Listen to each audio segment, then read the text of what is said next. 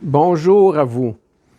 Évangile de Jésus-Christ selon Saint Jean, troisième dimanche de Pâques de l'année C.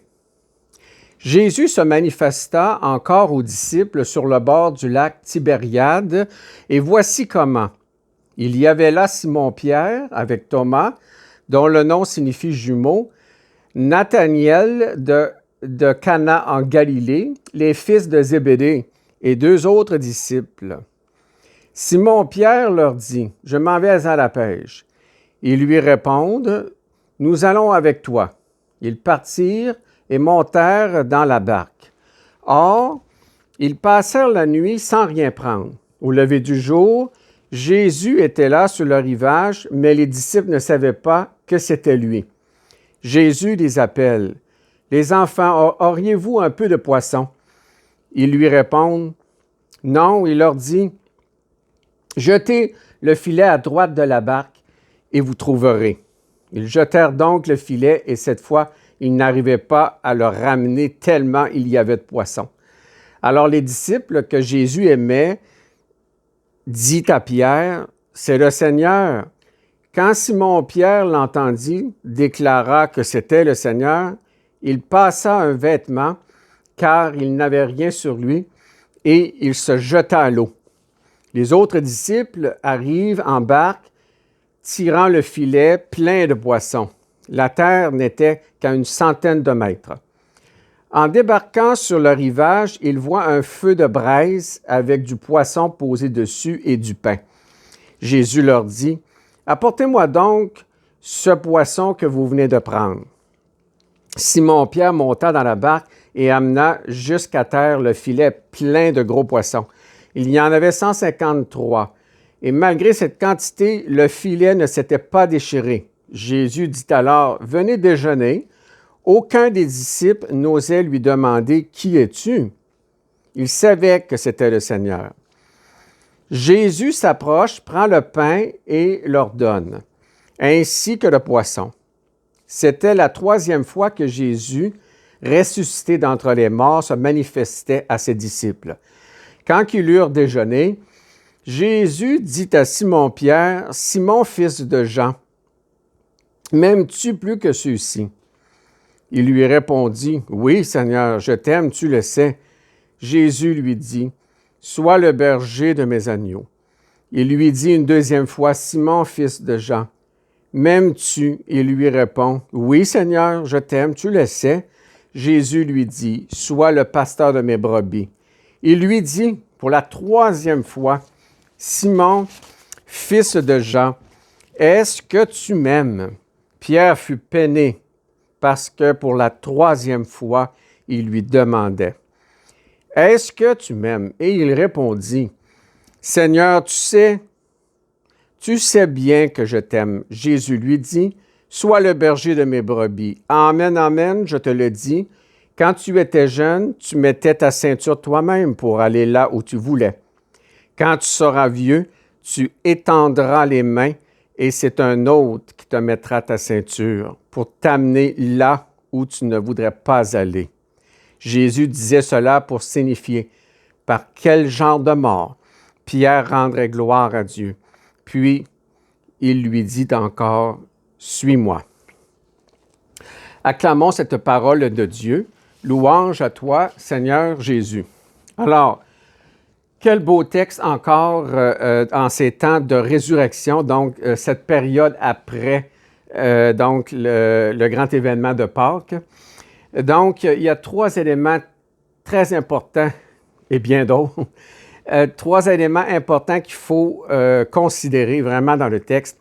Premièrement, l'idée encore, le rappel de la résurrection, donc Jésus qui fait appel à ses disciples. Et encore une fois, les disciples sont perplexes, ils ne savent pas trop si c'est Jésus lui-même. Pourquoi? Parce que c'est toujours en rapport à la résurrection. À la résurrection du Christ, il s'agit d'un corps mystérieux.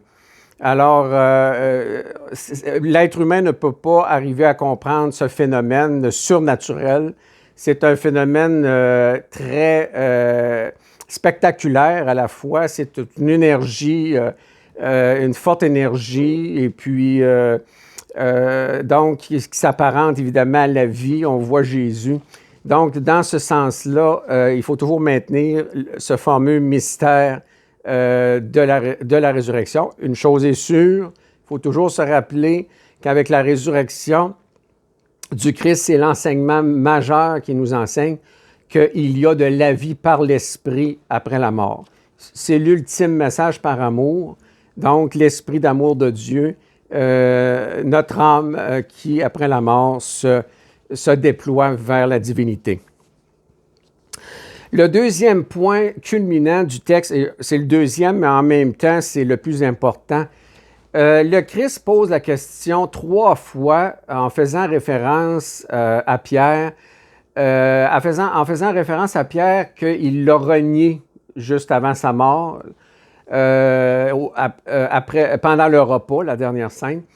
Donc, Pierre l'a renié le Christ 3 fois. Jamais il aurait pensé une chose pareille. Mais c'est vrai qu'il l'a renié 3 fois parce qu'il était détecté par les Juifs. Et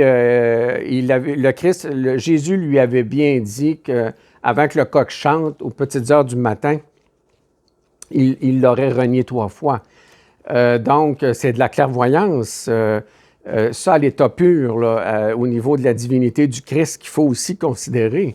Alors, et là, ben, c'est pour ça que le Christ, il se pose la question, il lui pose la question 3 fois pour ne pas prendre de chance cette fois-ci. Donc, pour savoir s'il allait mentir ou pas. Alors, et c'est un acte de foi en même temps qu'il faut comprendre ici, c'est que cet amour, le Christ a besoin de l'enseigner aux apôtres pour spécifier que dans la vie, si on a des mauvaises expériences, on a fait le mal, on a des choses à se rapprocher, alors à ce moment-là, c'est un signe de miséricorde que le Christ fait par amour à Pierre pour lui dire qu'il est pardonné en fin de compte, parce que quand on est en relation avec Dieu, on a l'Esprit Saint, cet amour qui vient nous habiter en nous et qui vient en quelque sorte nous guérir de nos blessures. Parce que c'est certain que Pierre avait du regret par rapport à cette méchanceté qu'il a eue pour se protéger lui-même, alors face à Jésus, pour l'avoir renié. Donc, on peut même dire que l'Esprit Saint, quand on y adhère véritablement par miséricorde, ça vient réparer et non seulement ça crée une christothérapie. On pourrait même aller jusqu'à une christothérapie qui fait que la personne se guérit elle-même. Évidemment, c'est une prise de conscience d'abord du fait qu'on a fait le mal, mais essentiellement, l'Esprit Saint agit en nous et dans ce cheminement-là progressif, ça fait qu'on s'en va vers le bien total. Et ça, c'est tout à fait extraordinaire. C'est un cheminement extraordinaire et ça se vit véritablement. Il faut l'essayer. Alors, c'est de demeurer en Dieu en permanence dans ce sens-là. Et le troisième et dernier point qui est très significatif par rapport à la mort et la vie aussi, c'est que Pierre, évidemment, qui est devenu Saint-Pierre parce que le premier pape, donc il faut savoir que le Christ, encore par clairvoyance, a prévu le genre de mort qu'il allait avoir, donc une crucifixion à la fin, et même que Pierre a même demandé d'être crucifié la tête en bas, justement pour être subalterne en quelque sorte au positionnement du Christ sur la croix. Alors, il faut y penser, pensez-y une seconde, là, pour vouloir se laisser crucifier, mourir pour le Christ, il fallait qu'il y ait une foi à 100% totale.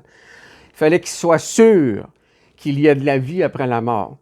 Parce qu'il aurait pu très bien se retirer, devenir tiède dans sa foi et même plus parler du Christ et il aurait continué sa vie comme monsieur et madame tout le monde.